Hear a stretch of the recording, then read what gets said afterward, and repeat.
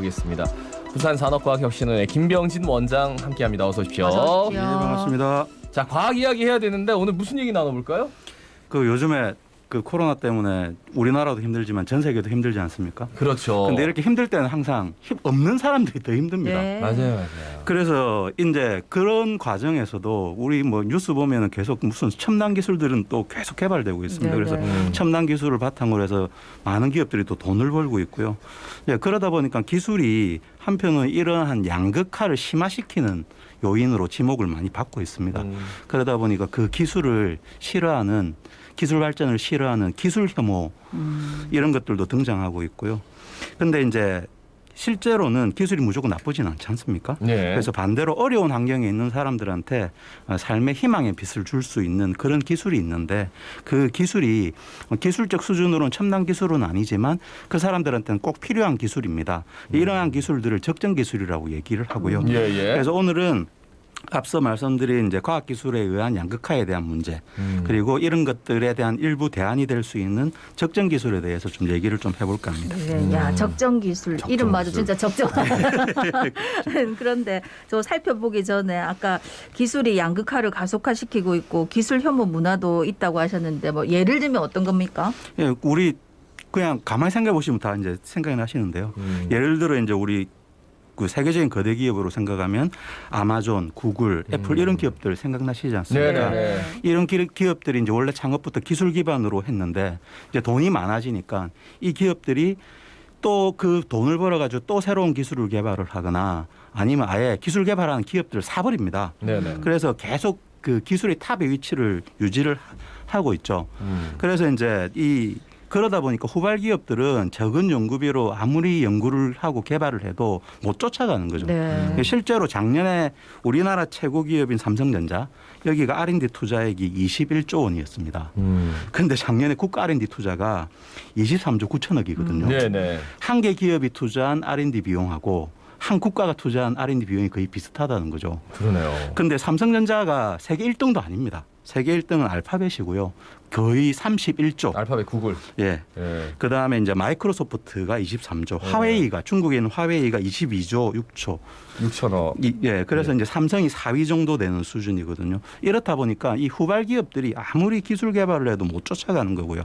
그러다 보니까 이 개발을 하고 상용화하고 돈을 벌고 또 개발하고 해야 되는데 이러한 과학기술 생태계가 깨져버리는 거죠.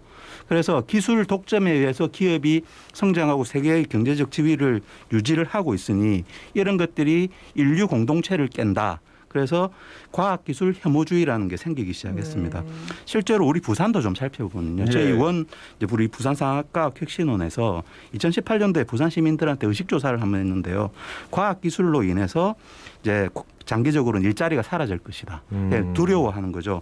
그런 의견들이 54%가 50% 넘었거든요. 예. 그다음 위험한 신기술은 개발하면 안 된다. 네. 이라는 의견도 50%가 넘었습니다.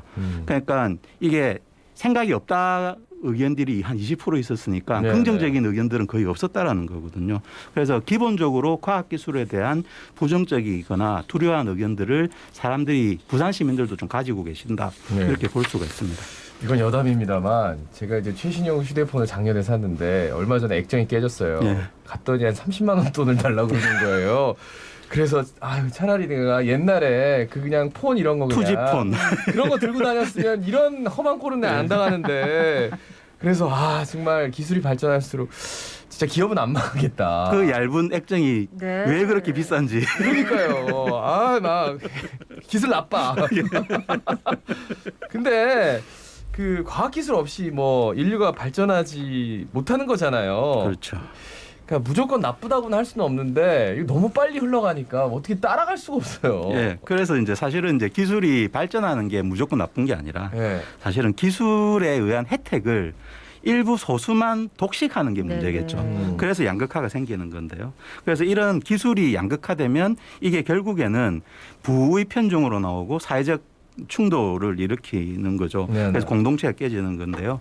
우리가 어릴 때 이제 봤던 은하철도 999, 우리 MZ 세대들은 잘 모르겠지만, 그래서 은하철도 999가 사실은 그 극단적인 예를 나타낸 만화입니다. 그래서 맞아요. 거기 보면 그 그 철이의 엄마가 사이보그한테 이제 죽임을 당하고 복수를 하기 위해 떠나는 건데 결국 기술이 발전해 가지고 사람이 사이보그화돼서 영생을 얻는 거죠. 네네. 네. 그러면 그들은 그 지위를 계속 유지를 하는 겁니다.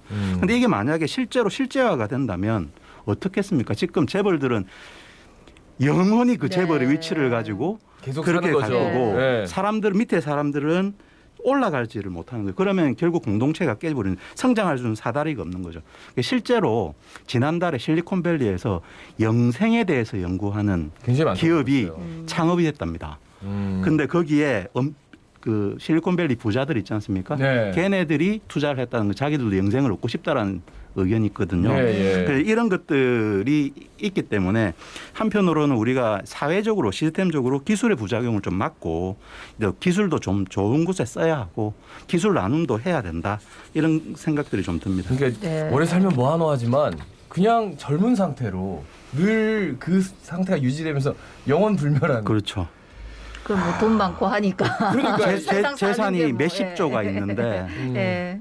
써보지도 못하고 그러니까 나 이거 다 그렇게 쓰고 싫은 거죠. 다 쓰고 더 벌 거야. 네. 이렇게 될 수도 있다는 거죠. 뭐 영생을 연구하는 기업이 이제 부자들의 엄청난 투자로 창업됐다 이렇게 얘기하니까 챗 아유 참 하는 생각이 드는데 어쨌든 이제 이런 거는 그들만의 얘기니까 넘어가고 아까 이제 사람들한테 희망을 주는 적정 기술이라는 것도 있다고 하셨는데 이런 거는 무슨 특별한 기술입니까? 예, 사실은 기술적으로는 아주 특별한 건 아니고요. 의미가 특별한 기술이라고 보시면 좋을 것 같습니다. 그래서 적정 기술에 대해서 조금 살펴보면 이제 그 기술이 사용되는 그 사회의 수준, 그러니까 정치적, 문화적, 환경적 조건들을 고려를 해서 그 지역 내에서 계속 생산이 가능하고 적용이 가능할 수 있도록 만들어진 기술이죠. 그래서 기술적으로는 아주 수준이 높은 기술은 아니고요. 그래서 최종적으로는 목표가 인간의 삶의 질을 향상시키는데 그 목적을 가지고 있습니다. 이러한 적정 기술 개념이 나온 지는 오래됐습니다. 1960년대 독일의 경제학자인 슈마허가 이제 중간 기술이라는 개념을 했는데 이때 슈마허가 무슨 생각을 했냐면 그때도 선진국하고 후진국하고 경제 격차가 크고 후진국에서는 사람들이 많이 굶어 죽는다.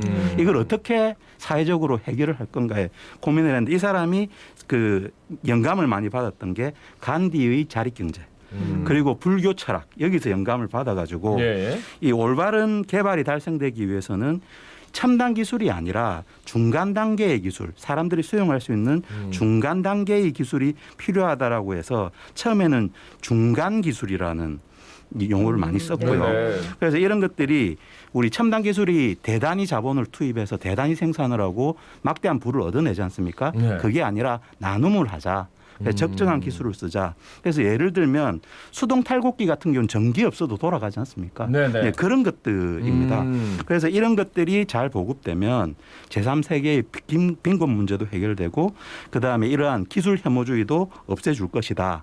라고 했는데 이제 이게 이제 60년대 이분이 하셨다가 73년도에 책을 내십니다. 작은 것이 아름답다. 그러니까 큰 기술이 아니라 작은 기술이 아름답다라는 얘기죠. 이제 이 책이 널리 읽혀지면서 이제 이 점점 더 확산이 됐는데 중간 이러니까 어정쩡하지 않습니까? 네네네. 그러니까 의미를 후대 사람들이 바꿔서 적정한 기술이다라고 해서 적정 기술이라는 용어를 쓰기 시작했습니다. 그러니까 이제 사람에게 필요한 기술을 말하는 거죠. 그렇죠. 첨단 기술은 네. 아니지만 그러면은 적정한 수준의 기술 뭐 얘기할 수 있는 게 있어요? 뭐죠? 예, 그래서 이제 이게 이제 첨단 기술은 아니지만 이 적정 기술의 가장 큰 특징은 첨단 기술처럼 효율성이나 이런 건 떨어지지만 사람들이 쉽게 사용하고 그 사용했을 때 얻어지는 그런 다른 의미들이 큰 거죠. 그래서 아프리카 오지나 이런 데 가면 전기 없지 않습니까? 그렇죠. 그러니까 전기가 없어도 작동할 수 있는 기계. 단순하지만 예. 그래서 효율은 100%가 아니라 50%라고 하더라도 그들의 삶에 대해서 개선시켜 줄 수 있는 거죠. 실제 예를 좀 들어볼까요? 네. 그래서 우리가 지금은 전 세계적으로 진짜 힘든 곳은 아프리카나 이런 데 오지 가면 되게 네네네. 힘들지 않습니까? 네네. 사람들이 오지에 가면 제일 힘든 게 가장 요소가 뭘까요? 물. 먹고 사는데 물이죠. 네. 그죠? 그다음에 에너지. 기본적인 에너지가 있어야 되고 근데 이제 이게 그들이 우리 선진 사회하고 교류를 못 하는 게 정보 격차 때문에 그렇지 않습니까? 네. 요새는 인터넷 세상이라고 하는데 전기가 없는데 인터넷을 못 쓰지 않습니까? 그래서 요즘에 적정 기술은 이 세 가지에 주목을 합니다. 물과 에너지, 정보 격차. 그래서 물에 대해서 제일 유명한 건 라이프 스트로라는 게 있습니다. 스트로 빨대. 네네. 그러니까 생명 빨대인데요. 우리 그 스타벅스가 그 커피숍 같은 빨대 같은 네. 조금 굵은 빨대에다가 네. 안에다가 정수기를 집어넣는 겁니다. 이거 해봤어요. 예. 그 요즘 이렇게 뭐 환경 뭐 그 아이들 가면 예. 이거 오수를 해가지고 이렇게 빨아 먹을 수 있는 빨대. 그걸 예, 맞습니다. 보여주더라고요. 예. 그래서 이게 2000년대 후반, 2007년도부터 보급이 되기 시작했는데요. 예. 이게 이제 정수기 이게 목에 걸고 다니다가 아무 물이나 마시면 박테리아나 바이러스를 거의 다 제거를 해서 아무 물이나 먹을 수 있는 거죠. 네네네. 식순환을 해결을 하고 건강을 지켜줄 수 있게 했고요. 근데 이제 이거는 완전히 물이 오염된 거고 또 어떤 동네 가면 온물이 있는데 자기 집하고 너무 멀지 않습니까? 네. 예, 예. 그럼 물도라고 시키는데 그걸 누구한테 시키냐면은 아이. 아내나 아니면 대부분 아이들한테 네. 시킵니다. 그렇죠. 그래서 아이들한테 시키면 어떤 일이 생기냐면 애들이 하루 종일 물 뜨느라고 학교를 못 갑니다. 그래서 이런 것들을 좀 개선시키기 위해서 물통을 우리 운동장에 이렇게 고르게 하는 롤러 있지 않습니까? 네네. 그 끌고 다니는 롤러 형태로 물통을 만들어 가지고 물이 그 한 통에 다 본 것 같아요 이거. 예, 그 거의 25갤런 정도, 한 90리터 정도 들어갈 수 있는 물통을 만들어 가지고 애들이 학교 갈 때 빈 물통을 끌고 갔다가 네. 공부하고 돌아오면서 물통을 채워서 끌고 오면 됩니다. 아. 그러면 애들이 학교도 갈 수 있고 물도 여성들도 길어올 수 예, 있고. 노동에서 해방되는. 그리고 더 많이 길어올 예. 수 있고. 그렇죠. 단순한 기술인데 굴려오니까. 해결이 되는 거죠. 아. 또 그다음에 이제 또 전기가 없어서 네. 이런 부분들을 해결하기 위해서 자전거 우리 페달 밟으면 발전기 달아가지고 물도 생산하고 물도 퍼올리고 그다음에 전기도 생산하는 그런 것들도 있고요. 근데 이제 우리 또 그 산 속에 이런 데 가면 그 밥 하려고 하면은 나무 잘라가지고 불 붙여야 되지 않습니까? 예. 그러니까 나무 캐는 것도 일이고 그다음에 우리 몽골 이런 데 가면 나무도 없지 않습니까? 그렇죠. 그렇게. 그러니까 음식을 끓여 먹지를 못합니다. 이제 그거를 해결하기 위한 것 중에 솔라 쿠커라는 게 있습니다. 태양광 조리기입니다. 그래서 우리 태양을 반사하는 반사판 있지 않습니까? 네. 그걸 크게 만들어 가지고 그거를 태양 반사판이 중심에 빛을 모이게 합니다. 네네. 그러면 거기에다가 고기도 구워 먹을 수 있고 물도 끓일 수 있는 겁니다. 네. 이건 반영구적이지 않습니까? 네네. 그렇죠. 그래서 한 가정에서 이걸 하나만 갖고 있거나 마을에서 하나만 있어도 나무도 안 캐도 되고 그러니까 이산화탄소 저감에도 훨씬 더 도움도 되고. 되고요. 뭐 유용한데 이게 저도 그 나중에 저도 산 속에 들어가서 알미늄 써보려고 인터넷 찾아보니까 뭐 자연인 한 20만 원 정도면 오. 살 수 있습니다. 근데 반영구적으로 햇빛만 있다면 그걸 조리할 수 있는. 예전에 어떤 연예인이 프로그램에서 옥상에서 이렇게 해가지고 뭐 음식 예. 해먹는 게 나오긴 했어요. 그게 원래 이제 그런 제3시 예. 지역에 있는 그런 데를 하는 거고요. 사실 우리나라 기업도 있습니다. 우리 솔라카우라는 우리나라 기업이 있는데요. 네.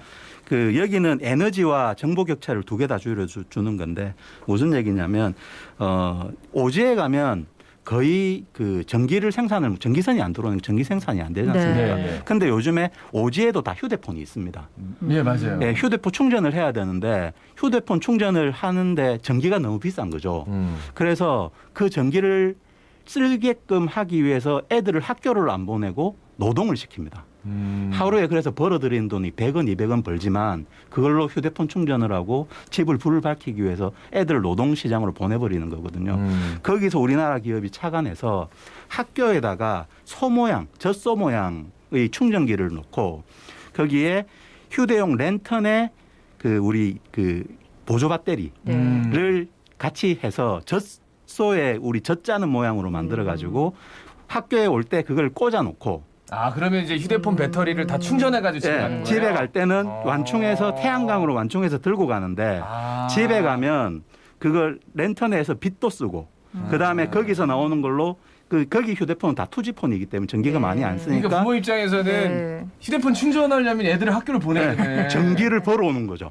그러니까 부모들이 더 적극적으로 애들을 학교에 보내고 그럼 통신 문제도 해결되고 애들의 학습 격차도 줄어드는 그런 부분들이 있고요. 이런 부분들에 대해서 이 유명한 대학들도 많이 나서는데요. 미국의 MIT 공과대학 다들 아실 텐데 예, 예. 거기서는 전 세계 어린이당 하나의 컴퓨터를 주겠다고 해서 한 10만 원짜리 노트북을 만들어 가지고 보급을 지금 하고 있습니다. 그래서 진짜 저개가국에 있는 어린이들도 학습을 할 수 있는 그런 환경을 만들어 주는데도 나서고 있습니다. 예. 야, 이거를 생각하는 이 과학자들의 마음이 오늘은 뭐 와 이게 아니라 정말 따뜻하다. 그러니까. 이 사람들 진짜 괜찮네. 무조건 돈만 쫓는 그런 기술이 아니라 음. 인간을 행복하게 만들어주는 말 그대로 기술이다. 따뜻한 예. 기술입니다. 네.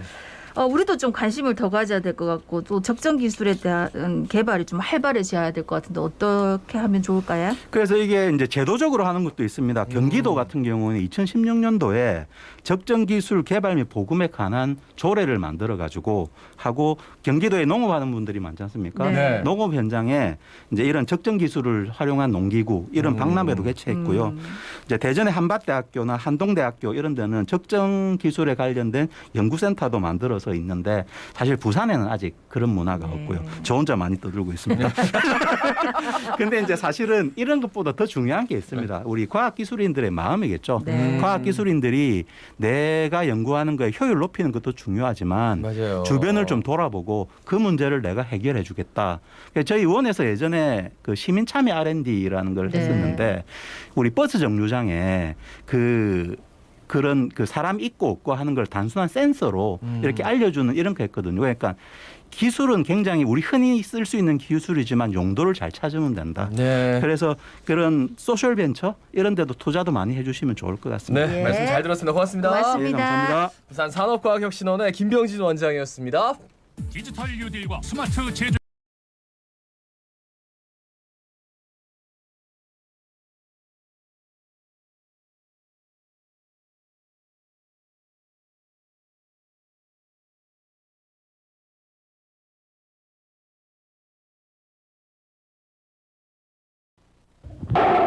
예. 이런 생각.